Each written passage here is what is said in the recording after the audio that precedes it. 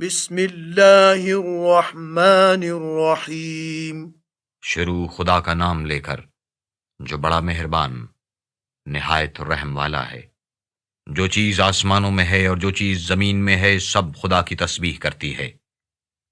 اسی کی سچی بادشاہی ہے اور اسی کی تعریف لامتناہی ہے، اور وہ ہر چیز پر قادر ہے۔ وہی تو ہے جس نے تم کو پیدا کیا، پھر کوئی تم میں کافر ہے اور کوئی مومن، اور جو کچھ تم کرتے ہو خدا اس کو دیکھتا ہے۔ اسی نے آسمانوں اور زمین کو مبنی بر حکمت پیدا کیا، اور اسی نے تمہاری صورتیں بنائیں، اور صورتیں بھی پاکیزہ، اور اسی کی طرف تمہیں لوٹ کر جانا ہے۔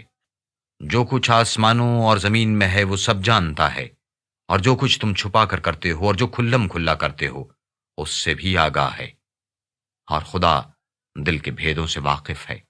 کیا تم کو ان لوگوں کے حال کی خبر نہیں پہنچی جو پہلے کافر ہوئے تھے؟ تو انہوں نے اپنے کاموں کی سزا کا مزہ چکھ لیا، اور ابھی دکھ دینے والا عذاب اور ہونا ہے۔ یہ اس لیے کہ ان کے پاس پیغمبر کھلی نشانیاں لے کر آتے تو یہ کہتے کہ کیا آدمی ہمارے ہادی بنتے ہیں؟ تو انہوں نے ان کو نہ مانا اور منہ پھیر لیا، اور خدا نے بھی بے پرواہی کی، اور خدا بے پرواہ اور سزاوار حمد و ثنا ہے۔ جو لوگ کافر ہیں ان کا اعتقاد ہے کہ وہ دوبارہ ہرگز نہیں اٹھائے جائیں گے۔ کہہ دو کہ ہاں ہاں میرے پروردگار کی قسم تم ضرور اٹھائے جاؤ گے۔ پھر جو کام تم کرتے رہے ہو وہ تمہیں بتائے جائیں گے، اور یہ بات خدا کو آسان ہے۔ تو خدا پر اور اس کے رسول پر اور نور قرآن پر جو ہم نے نازل فرمایا ہے ایمان لاؤ، اور خدا تمہارے سب اعمال سے خبردار ہے۔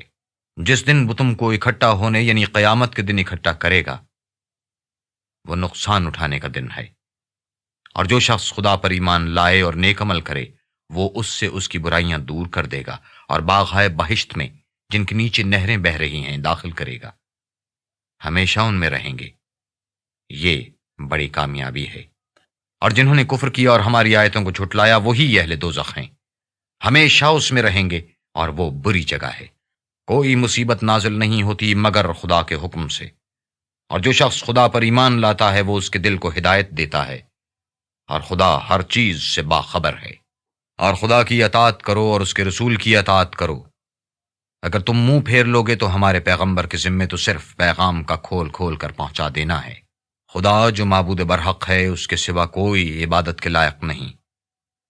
تو مومنوں کو چاہیے کہ خدا ہی پر بھروسہ رکھیں۔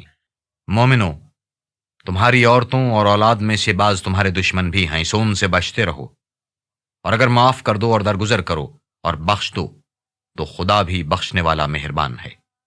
تمہارا مال اور تمہاری اولاد تو آزمائش ہے، اور خدا کے ہاں بڑا اجر ہے۔ سو جہاں تک ہو سکے خدا سے ڈرو اور اس کے احکام کو سنو اور اس کے فرما بردار رہو اور اس کی راہ میں خرچ کرو، یہ تمہارے حق میں بہتر ہے۔ اور جو شخص طبیعت کے بخل سے بچایا گیا تو ایسے ہی لوگ راہ پانے والے ہیں۔